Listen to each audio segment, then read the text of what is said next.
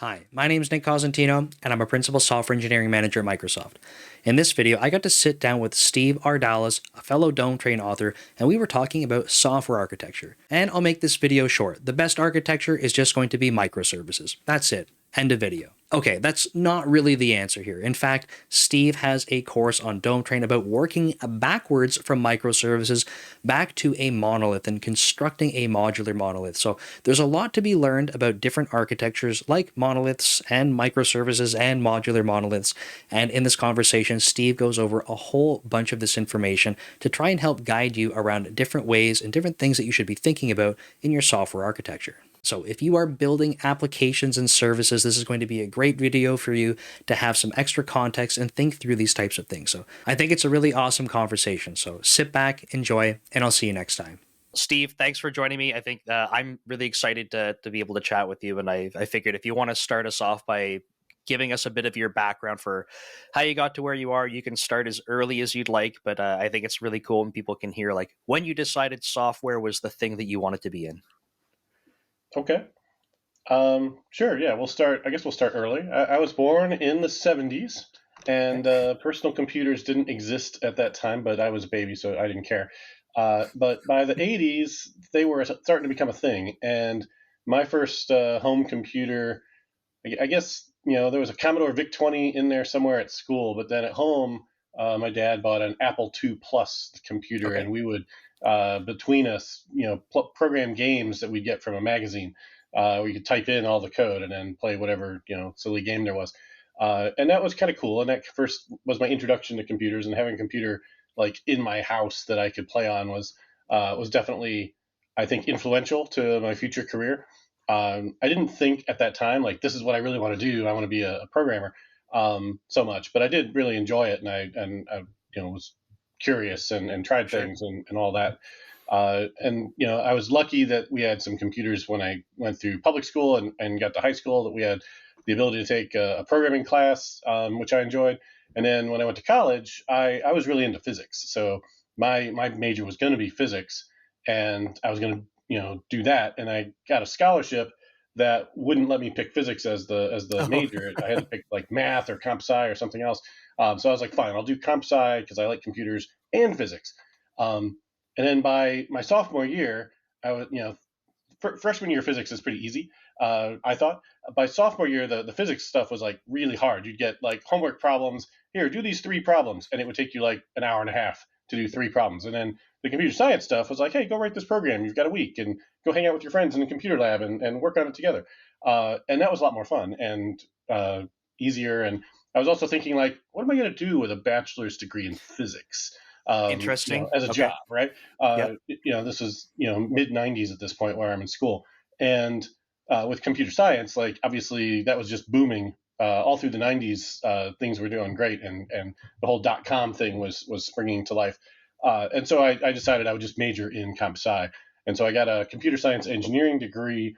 And then later on, after I went to work at a consulting company, I also got a MBA, a master's in business Awesome. administration.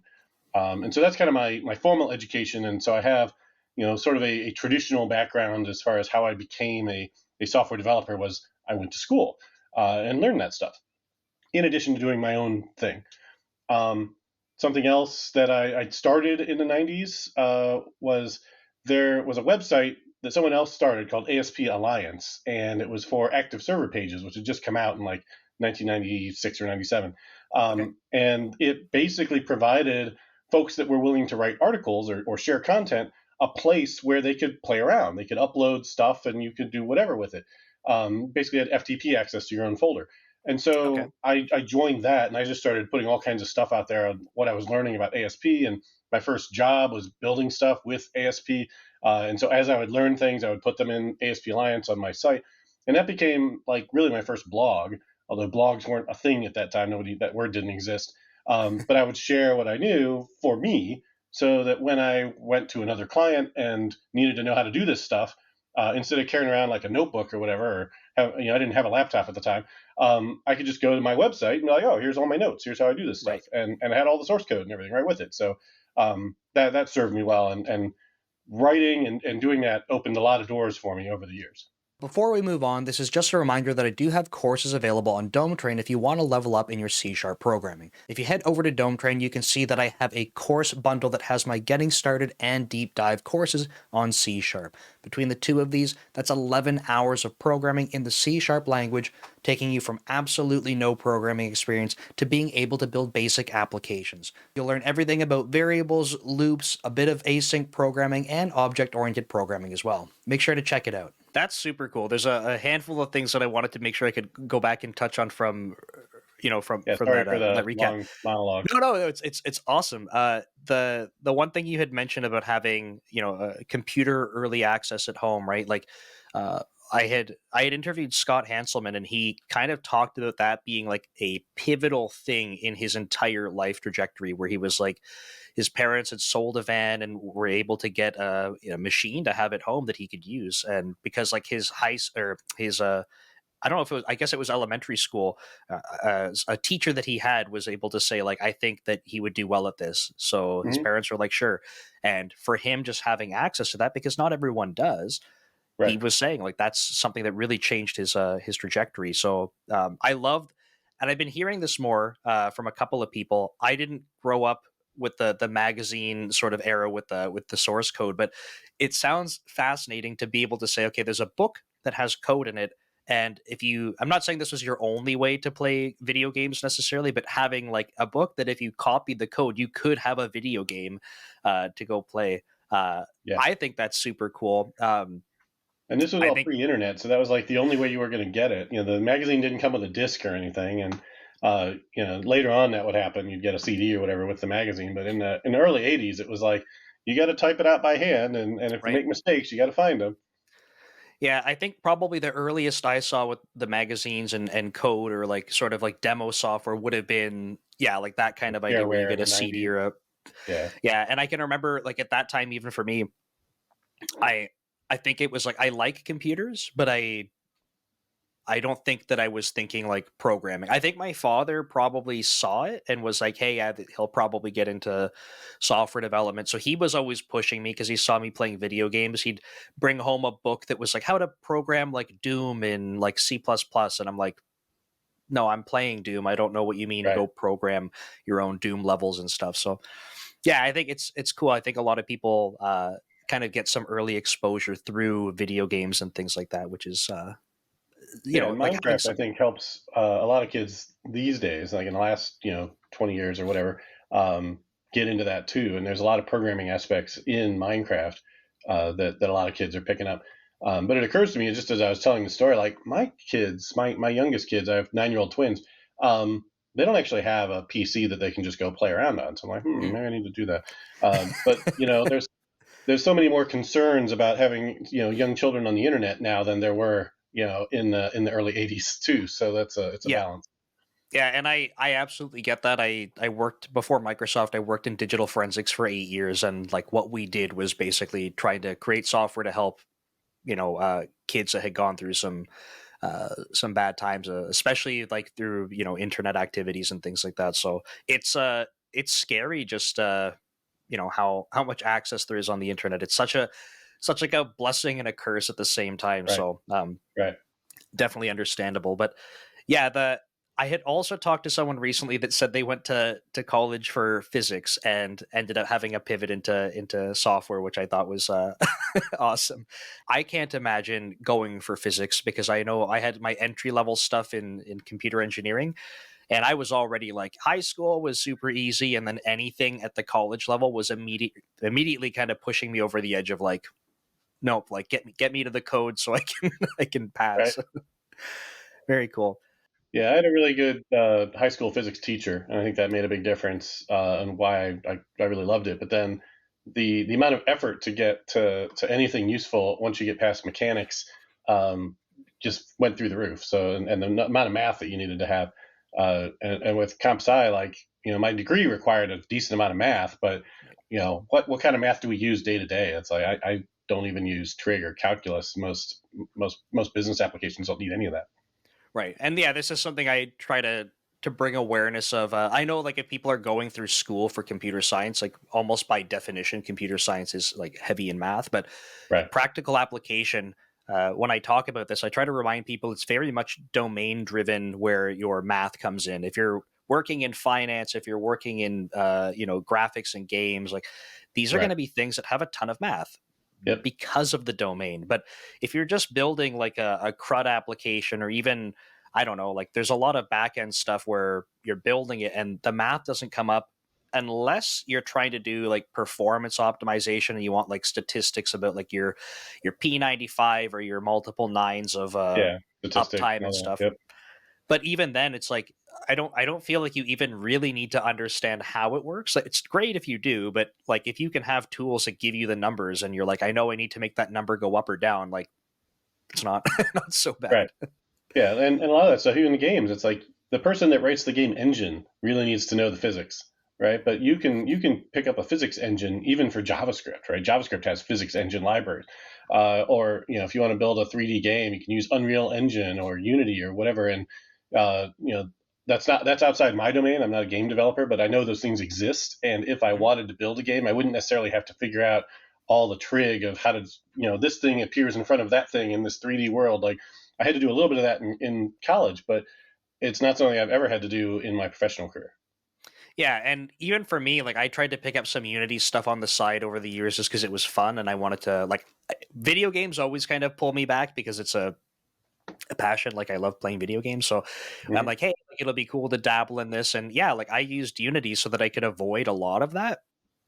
And really like the most complicated stuff I would end up doing is having like, I don't know, like 2D, tile maps and stuff. And like, okay, maybe a little bit of geometry because it's two dimensional, but like Right. it's really not that crazy. So um yeah, the other thing you mentioned that I thought was super cool was and I hadn't heard of this, I guess, but yeah, you were talking about the active server pages and being able to have a spot to go create content. And I thought like a couple things that resonated for me with that were like it's almost like a learn in public type of opportunity, but also Hmm. you mentioned that you're creating resources even for yourself to use. And when I For sure. even think about my own blog, when I get stuck on like, hey, what should I write about? I'm like, what are the problems that you just finished solving? Because like Hmm. you're gonna run into those again, like in a That's right. month, in a year, whenever. Yeah. Right. Next Right time for you want to go, future you. yeah, yeah. Next time you're like, yeah, I gotta go, search this on the internet. Like, it would be great if you could just go, let me go search on my blog because I have it Right. documented for what I did. So, yeah, when you said that, I was like, yeah, that stands out to me. Yeah. There's a lot of stuff that I know I've got somewhere in my blog, and I'll just Google and I'll just type Ardalis space and then a couple keywords. It's like there's my post. So Yeah, yeah, it works really well. that's perfect. Yeah, and I guess yeah, you've been doing that for a while, so it's like it's almost like a habit, or routine, or a way that works well for you. And I think Yeah. that's awesome that you have that. Super cool. What did it look like for you after college? Like when you were like, okay, I'm ready to enter the workforce. Like what did that look like? All right, so I graduated in the late '90s, and it was the middle of the dot-com boom before everything kind of fell apart in 2000 or so. And I had a few options for where to go to work, and I deliberately chose to go work at a consulting company because I wanted to go and work at a bunch of different companies and see how different teams built different kinds of software, and figure out like what I liked, what I didn't like, what worked, what didn't work, et cetera, and just like give myself a breadth of experience early on in my career. And so I worked for a company in Columbus, Ohio called Software Architects, and had clients, varying sizes in that area, and learned a ton. One of my first clients was totally focused on the Y2K bug at the time, but they Okay. had this project that they needed built, and all their staff were busy looking through all their code, fixing Y2K stuff. So they basically handed me this new grad this project and let me pick the technology to build it in. So I did some research. I ended up picking active server pages, and built this whole app in like a year or so for them. And so that was a really great initial experience. But then all the other clients too like really helped give me a breadth of experience in like how different folks built software. That's really cool. I think when I had internship opportunities, I had a similar approach where I said like, and it was one of my first employers who went to the same university as me.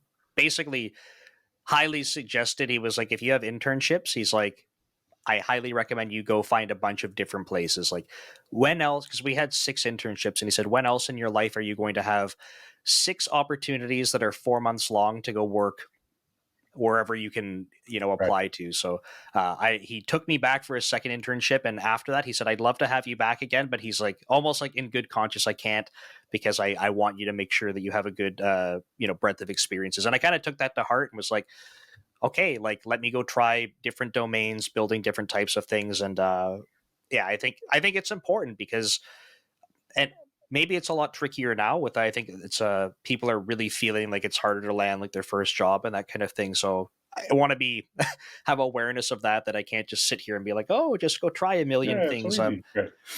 Yeah, but I think if you do have that opportunity, or once you can find sort of if you're finding that you are able to land jobs and move around and stuff like that, I think that it's important that you have a bit of opportunity to explore and try to find like what you enjoy, and that can be domain, it can be the different types of teams you're working in. Like there could be a lot of factors to consider to like try and find something that resonates with you. Yeah. And like you were saying, having 4 month long gigs, like if you do that on your resume, it's like people are going to wonder why you can't hold a job, right? Like you have to say internship beside all those in order for that Yep. to not look bad. But yeah, if you don't want the risk of jumping around like that, find a contracting position, find a consulting company or something like that, where they're going to put you at different clients, but you're still going to have the same employer over that period. Um, just different options, right? And find a path that works for you. Yeah, absolutely. Like in the consulting case, right? If you're sticking with a company that does consulting, you might find that you're like, hey, like I really like the people I'm working with. Maybe the domain we're in right now, not so great, not really enthused by it. But instead of being like, okay, I guess I have to go jump ship to find another company, if you like working with the people and like that feels good, like you could wait for the next contract that comes up and then say, okay, great, like maybe this is more Right. I'm more passionate about this, or it's more interesting. So yeah, Yep. lots of cool opportunities there. So no, that's awesome. Thanks for sharing that, because I think, again, people that are listening and watching, if they're going through this kind of journey, like we said, it's right now it's definitely pretty tricky for people to be landing jobs, but um, given time, if they have the ability to explore, I think that's going to be beneficial. But so these days, you're doing a lot of course creation. So I know we both kind of have some courses created for Nick Chapsis on Dome Train, That's right. and you've been focusing a lot on software architecture. It sounds like that's a really big sort of area for you. Um, I don't know Yeah. where to kick things off in the software architecture conversation, but I figured, like, what courses do you have available on Dome Train, and then maybe we can kind of chat through and see like where a good kickoff point is, because that's obviously a huge area. Like it's very general in a sense, but also I know we're talking about some .NET topics too, so there's some things to drill into. Sure. So the I've got 3 courses now on Dome Train, and they're all around modular monoliths. And so there's a beginning one, there's a deep dive, and then there's one about going from microservices sort of back to modular monoliths. Oh, very For folks cool. that have already gone down the microservices path and have realized, oh no, we've made a big mistake. Right. And so the idea with modular monolith architecture is pretty simple. It's, why do most teams want to go to microservices? Well, if it's not because they need the scalability, it's usually because they have a big ball of mud system and they're trying to make it more modular and make it so they can have more teams work on it, or make it so they can be more agile and make changes to this section without breaking these other sections over here.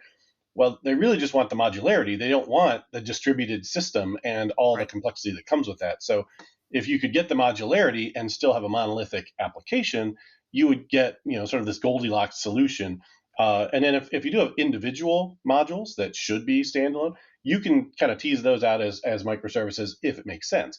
But you don't have to go into it saying every single thing is going to be its own separate process that can only communicate over the network, because that leads to a lot of expense for a lot of teams.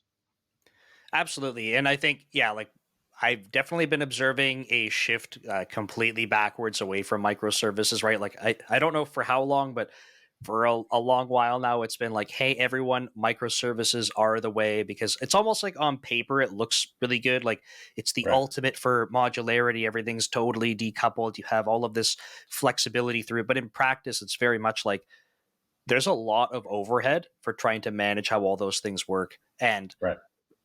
it's kind of funny because I think most probably the majority of programmers and software developers, we have this bad habit of like, okay, I'm about to start something.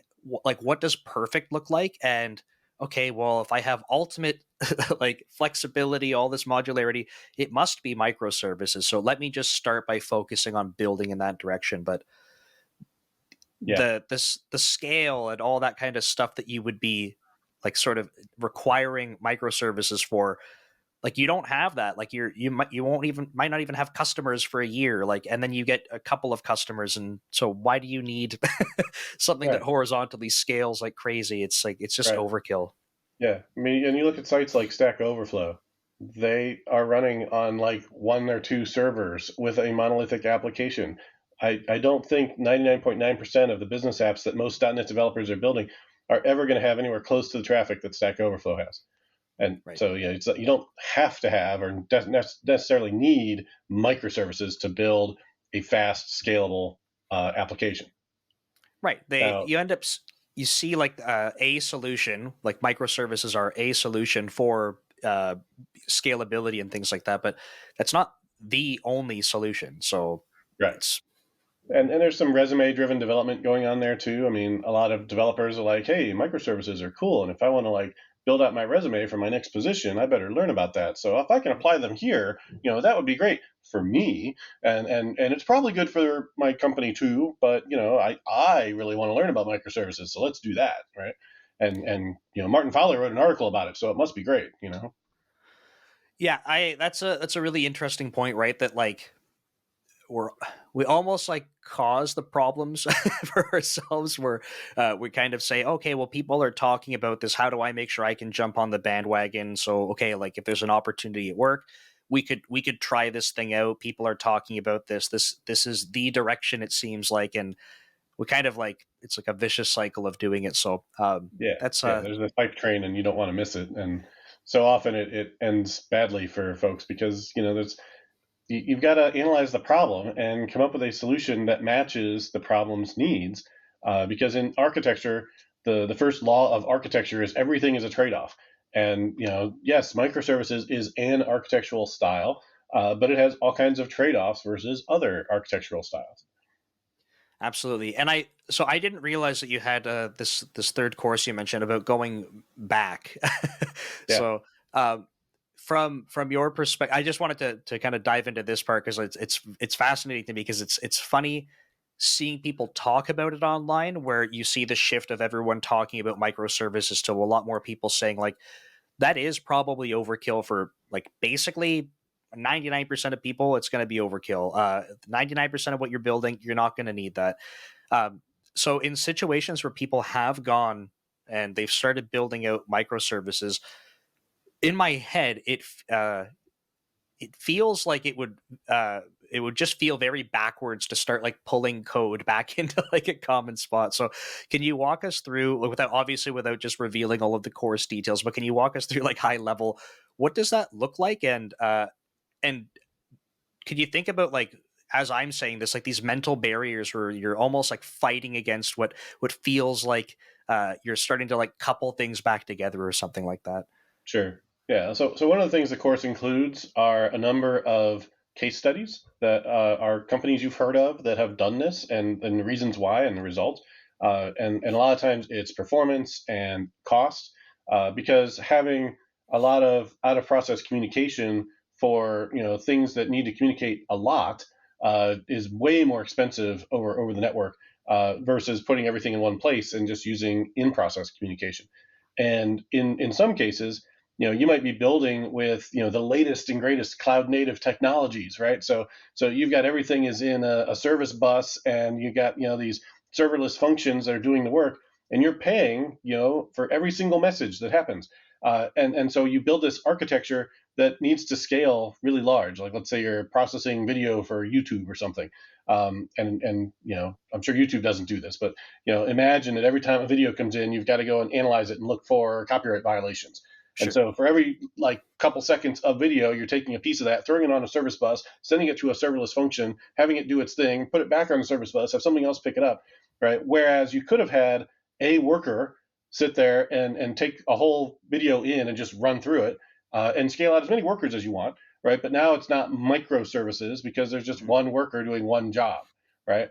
That's kind of the difference, right? And that's what some of these case studies have shown is, we had this architecture that was highly distributed, Kubernetes, lots of little small pieces, each doing one tiny little thing, and the communication overhead over the network and or using cloud resources was causing the performance to be terrible and the cost to be outrageous.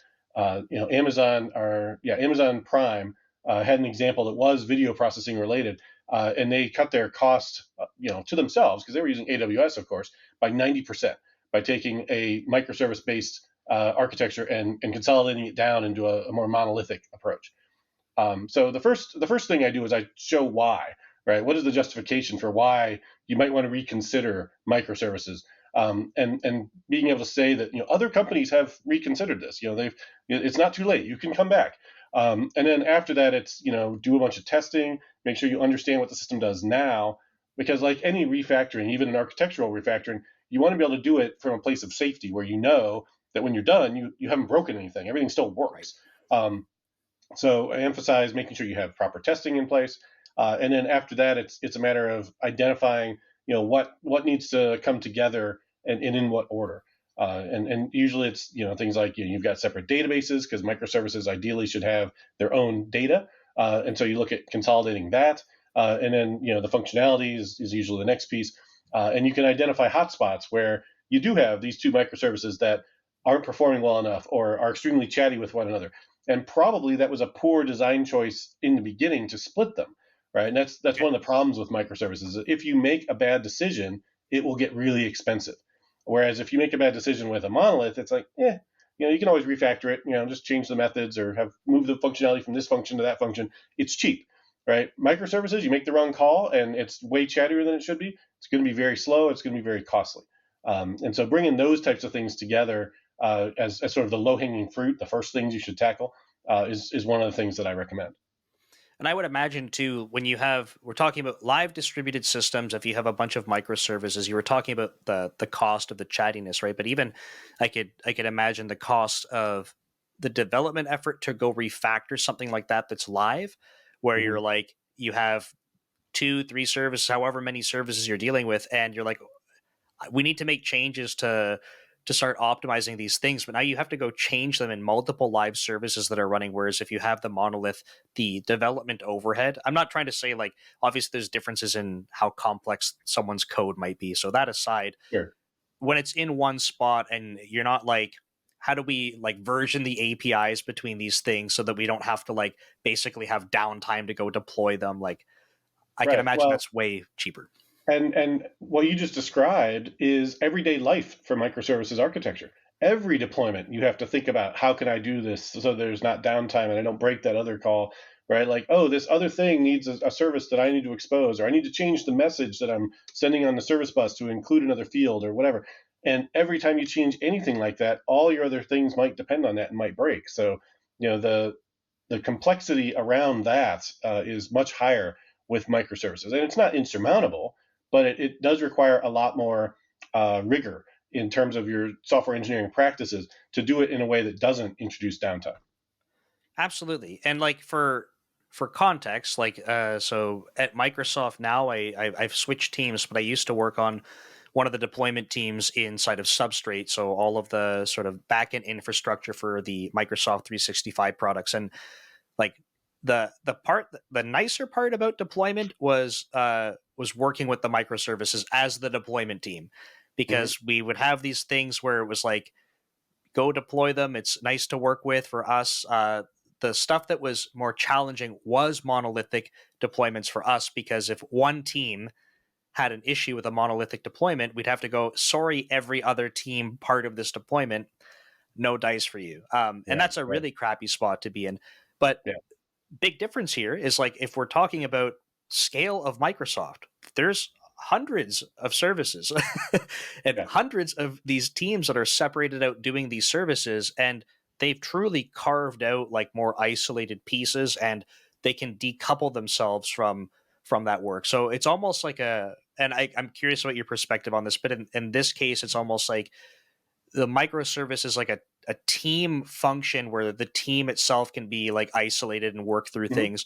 And that way the overhead that we're talking about like versioning APIs and stuff, like you're not feeling that within your team. Like the things that we just want to talk with our own pieces are a pain in the butt. It's like you have these this separation through teams. Is that kind of your perspective, or do you see it like a different way?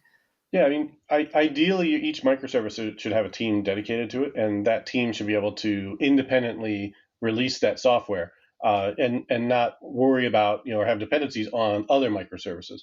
They need to coordinate and make sure that they're, working with, their clients, their collaborators, but they're not bound by being bundled up with a monolith like you were describing, where some other team can block them from being able to deploy, for instance.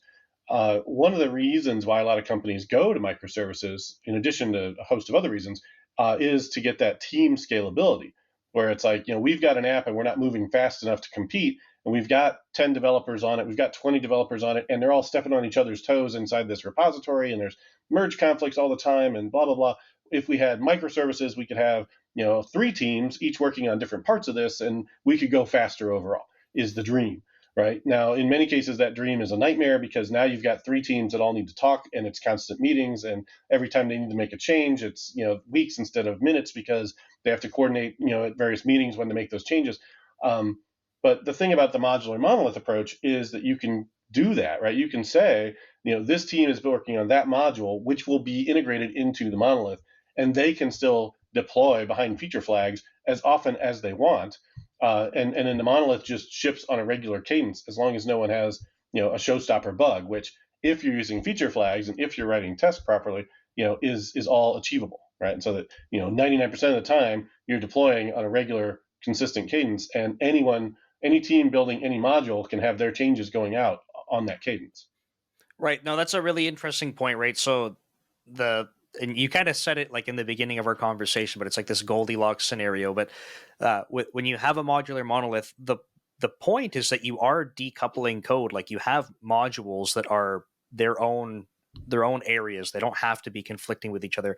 But the deployment part is interesting, right? So, but you kind of highlighted how you work around that, because someone might argue like, okay, well, if we have a modular monolith, if we're all shipping the code together, it only takes, the more teams you have, statistically the more likelihood of one bug coming up blocking everyone. Right. But there's a pattern for working around that, right? You don't have to say, oh, I guess we're screwed, we have to go separate all the code, have separate deployments. You say, no, deploy it all, but like you can turn this part off. Right. Are there, from your experiences, are there situations where something like a feature flag is not enough? Like, sort of like the true limitations when we do start to go down the modular monolith path? Because it sounds like it's getting the best of both worlds, but like, are there situations where like feature flag's not enough and teams are going to be held up, or any sort of other like pitfalls that are worth calling out? A modular monolith is more complex than just a ball of mud monolith, because you still need to deal with things like versioning and stuff between the modules. The only way the modules can be independent is if they expose some contracts that are used with messages to communicate back and forth, right? And so they're not tightly coupled. Module A doesn't just new up a class from module B and start calling methods on it, because if it did, then the team that's responsible for module B can't make changes to that class, because if they do, they'll break module A, right? But what module B can do is expose a contract or a message, and you have some infrastructure where you can pass those messages around. And now, as long as they don't break the message contract, they can refactor how they implement everything inside their module all day long. And then when they do need to add additional functionality, they need to add new messages with new versions or what have you. Same type of thing you do in microservices, right? You have all those same problems. But with microservices, you also have all the fallacies of distributed computing tacked on top of that, and all the issues with how you're going to deal with observability and traceability and debugging a distributed application, right? So with the modular monolith, yes, you still have to coordinate between teams. Yes, you still need to make it so each module is independent, has its own database, communicates through contracts, but at the end of the day, it gets packaged into an in-process solution that gets deployed as a single unit. Right. Yeah. No, and it's a good point, right? It's not that modular monoliths are just, there are zero problems or that we've avoided all of them. It's just like you kind of the framing was more like they move the problems, and by moving the problems to a different spot, so to speak, it's like it makes it more manageable. Like it's easier to deal with the problems when they're like centralized like that. And the other thing that you said that I feel like most people like uh, don't seem to notice is like distributed systems are ridiculously complicated. Yes. And if you haven't built them before and you're like, well, no, it's not that bad. I have a database over here and I have my server over here. They talk to each other like, okay, like that. I get it. That's not so complicated, but start scaling these things out now, right? Like you're going to quickly realize that as you start to do that, you have these funky distributed system problems that they're not easy to deal with. So when you can remove a lot of those or minimize them, I think there's a huge opportunity there. Right. And you just have to remember that every hour that you spend trying to figure something out with this cool event-driven distributed architecture is an hour that you didn't spend building a feature or fixing a bug for the business.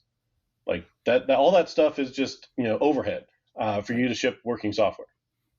Right. Okay. No. So another question I have for you then is like it seems like there's a lot of goodness with kind of coming back to modular monoliths in this process, or even if you started from a modular monolith. What does it look like to be able to truly carve, like I'm going to use air quotes here, like the right pieces back out into microservices? So I can imagine there is this hybrid approach where you're like, hey, look, modular monolith is a lot of goodness for us, but we have X or Y or Z, and we want to make sure that like that part scales horizontally. Like what does that kind of look like, and how do people approach that? Sure. So I use command query responsibility segregation pretty regularly in my architectures. I think it's valuable in monoliths as well as in microservices. And so in your modular monolith, you're typically going to have communication between modules happening as either commands or as events that are being raised between them. And so you just need to take that same structure, and instead of having it be an in-memory communication, it becomes something that is occurring either over an API or gRPC or some kind of service bus, and now it's out of process, right? And so inside your modular monolith, you could start out on day one building these as a modular monolith with exposed contracts for commands and events and such, and communicating in process with, let's say, mediator or some in-memory channel, channel of T, that's doing all the work for that process. Maybe you upgrade at some point and you say, we're going to use mass transit, we're going to use Sure. RabbitMQ, but still just locally on this one machine, to do all that communication. Now, later on, you realize, okay, this thing really needs to scale out like you're describing. Well, I can take that whole module and just drop it into its own separate solution, and all the interfaces that it currently is using for picking up messages or picking up commands using an in-memory library like Mediator or Mass Transit or whatever. Now you just replace that implementation, right? You take that interface and you create a new implementation that now uses Azure Service Bus or now uses a web API endpoint in order to get that message. And you have to change it on both ends, obviously, right? The sender now needs to send the message over a different infrastructure. And then the microservice, now being in a separate process, needs to listen for that message through a different mechanism as well. But Right. as long as you've abstracted those away, which you should do in the beginning, it makes it fairly straightforward to do that. And if you change your mind later, you want to bring it back in, just flip back to those other implementations, and you're able to do so. Right. It seems like a really good opportunity where you've built, like you said, this contract. So you have an API, like so it's an interface in your C sharp code that's like, I'm communicating through this API, and the implementation of that uh, to start off with would, like you said, just be in process because what's the benefit of trying to go outside of that, right? It's Right. back to you're going to have these other complexities. It's extra overhead. So keep it in process. And then because you are dealing with like an interface and not coupled to the implementation of it, when you want to change that, I know you mentioned changing both like the sending and the receiving side, but you're not changing the API to it. So it's not like, oh Right. crap, we have to go rewrite all of the code that calls these spots. Like that should hopefully stay the same. I can Yep. imagine that like your first time through this or first couple of times, and it might not be perfect where you go, oh, like we didn't realize that this thing doesn't serialize well or something like oops. Sure. But like Sure. it should be minimized, right? By trying to go through this process of thinking about this as a communication like barrier, right? Like anything going over this, we should be thinking about these types of things. Yeah, and it may be that you want both, right? Like, there's a lot of folks that I run into that are anti-abstraction, and they think, oh, abstractions are terrible, and over-abstraction is, this huge problem, because you'll never need it, right? You're never going to change your database. You're never going to change, how you communicate between A and B. But, a lot of times you don't just change it like in production. You may want to change it in different environments. So, Right. yeah, maybe I do have in production a microservice way that I do this, but, maybe for some tests that I want to run locally, I would like to just take module B and run it in process in my monolith. And if I just switch out which libraries I'm using, which implementations of these messaging interfaces I'm using, suddenly I can let the module live inside the monolith for some dev environment that I want to run like that. Yep. It might even be that it's a feature that if you're shipping software that customers can opt into, for the free tier, you have everything in your monolith, but at the enterprise level, you can have it broken up into microservices, right? Then you could have each of those different implementations available to turn on for different customers based on what level of product they're purchasing. Yeah, absolutely. I like the idea that you mentioned there about even like in a like say a test environment, or you could pick a different environment and say like we need these pieces, we're going to configure them differently. And to me that checks out. I know like personally like my bias is probably I lean towards like over abstracting things, like self-admittedly I'm like I do it. But I think I would be more cautious about that in teams. Like if I were working and building software with other people, I would probably not like go to extremes of how I over abstract things. But the I think from doing it enough and in my own projects at least, there are patterns I pick up on where one of the ones I talked about recently was building out how I was structuring some ASP.NET Core applications with plugins. Mm-hmm. And I'm like, I just like building plugin systems because it forces like I'm going to say the word physical boundary, although like it's software, there's no physical boundary. So Right, right. forces a physical boundary for me to say, look, these things need to be decoupled. They can't reference each other. For me, that just helps. And someone might say, well, okay, that's kind of dumb because now you're dynamically loading these DLLs because you have a plugin system. And I'm like, I get it. That part's overkill. But like the extra like It couple of doesn't matter millis after the first 1 second of the application's life. yeah, and I'm like, and for me at least, I understand how these things work. I'm comfortable with that. In a Mm-hmm. team, might change, but what I have found is like, uh, again, when people say, "Isn't that overkill? Isn't that extreme?" I go, I've actually had situations where instead of packaging my plugins in an ASP.NET Core app, I go, I want a command line tool. Like, I want to be able to talk to my real server using my APIs and exercise them, and I just have a command line tool sitting on top of my entire stack Mm-hmm. that like sort of bypasses the web routes. So Right. all of my business logic, my data layer, it's all right there, and it's because I was able to kind of make these things modular. So slicing it a slightly different way, but the modularity and decoupling things, and like you said, maybe that's over abstracting, but like I don't know. Like I think when you're around a bunch of things a lot over time, you start to pick up on patterns and you might lean into some of these more and more frequently, and other things you go, maybe in your experience, you're like, yeah, I've never actually swapped a database implementation after 25 years of programming. And like, I just don't lean into that anymore. Sure. Yeah. No, that's awesome. The modular monolith topic, I think, is a huge focus for folks. Um, are there clean architecture is another one that comes up a lot. Yeah. I've never, for some reason, the word clean when it comes up in software in general, I kind of have to like I cringe a little bit because I'm like, I don't know who got to decide what clean is. I know clean architecture is its own thing, but when people Right. talk about like this is clean code, I'm like, that's the most subjective thing like you could ever say. But when Kind of like Agile, right? yeah, Yeah, like yeah. Like hundred if you percent. if you take a style and you brand it in such a way that the opposite is just bad, right? Then it makes it's a really good marketing play, right? Like, of course we're agile. What, we want to be clumsy? Of course our code is clean. Should it be dirty? Like, it's brilliant from a marketing perspective. But Yeah, but yeah, clean architecture is something I also talk quite a bit about, and I do use that frequently. One point I make in my modular monolith course, though, is that each module can have its own architectural structure internally. So, clean architecture, which is basically the same or very similar to onion architecture, hexagonal architecture, ports and adapters, all those things are just different names for very similar style.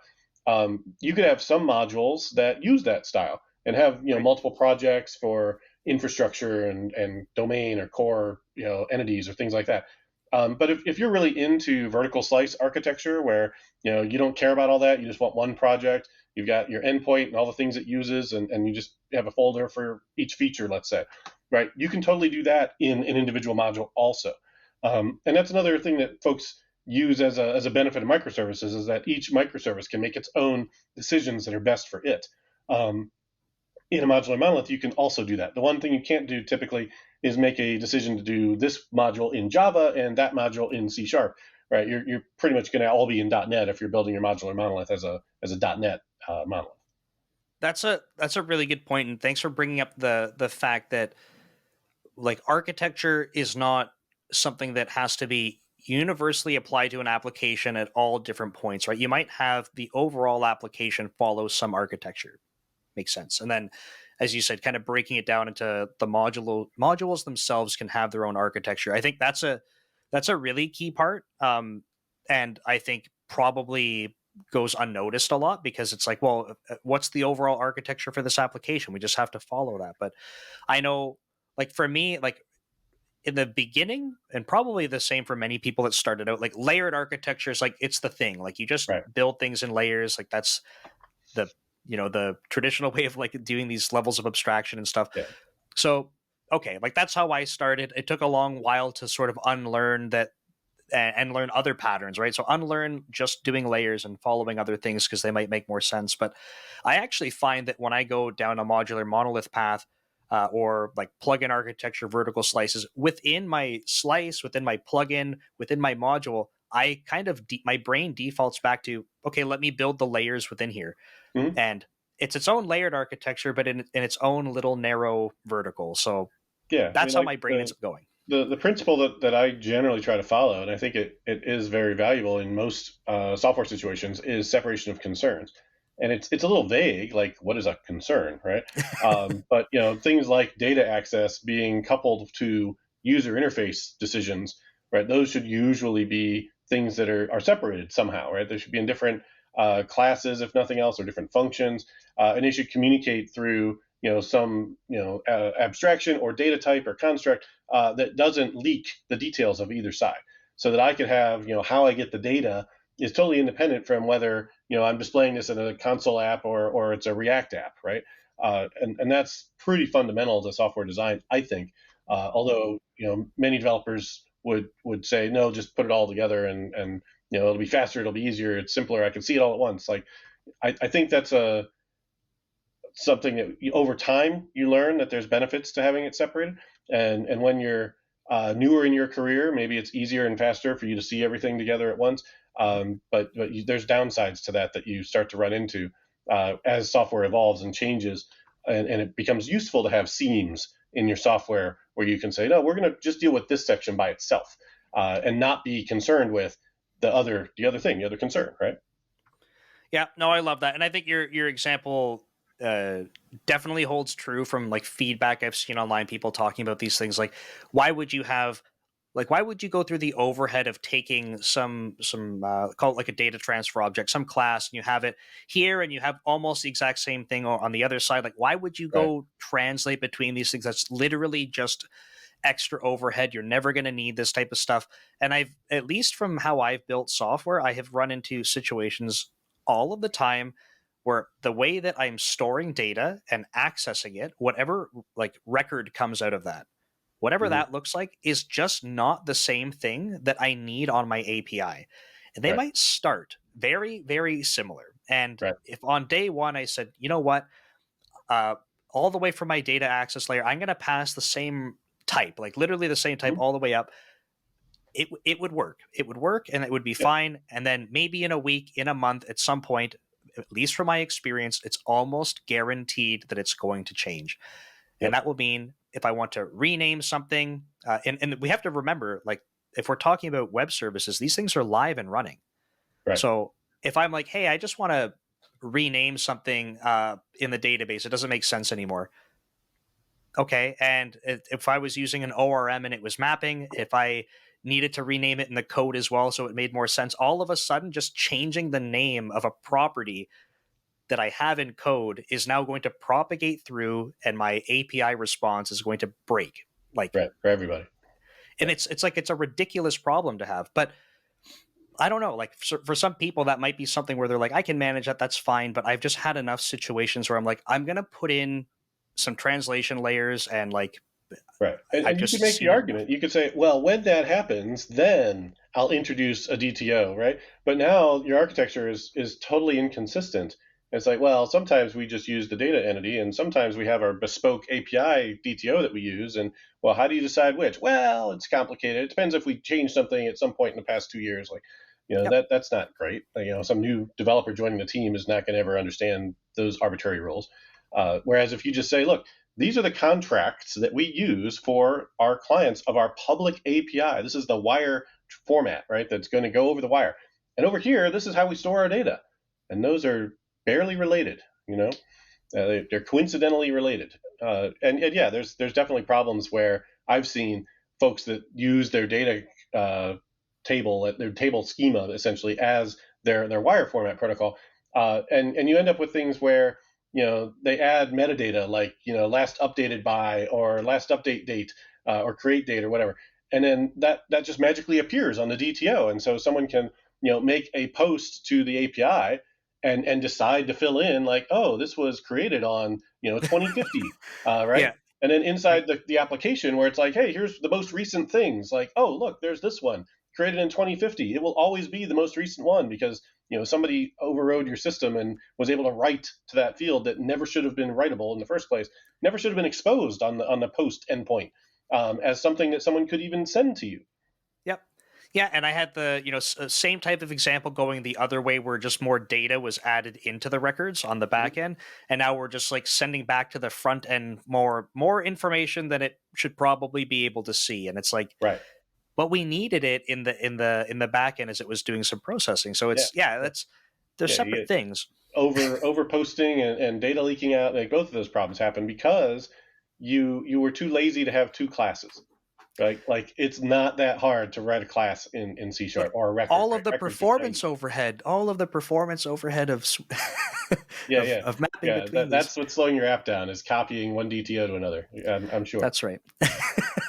Awesome. Well, no, Steve, I want to be conscious of time because we're coming to the top of the hour here. So I wanted to say, first of all, thank you so much for making the time to chat with me. I know we kind of talked through some Dome Train courses. I'll make sure I have links to that. But where can people get in touch with you if they want to see more Steve and chat with you? Yeah, so I go by Ardalis online, Ardalis, and so you'll find me on youtube.com/Ardalis, or ardalis.com is my website with my blog. Anywhere online, GitHub, same thing.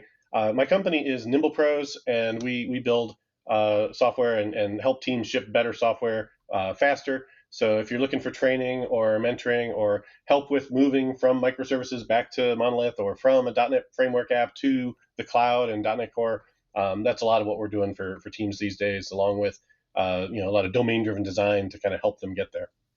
Awesome. Well, no, thank you so much. And like I said, I'll make sure I get some links and stuff in the description and the comments so people can check that out. So Cool. Appreciate it. thanks again, Steve. Okay. Thank you. Take care. Take care.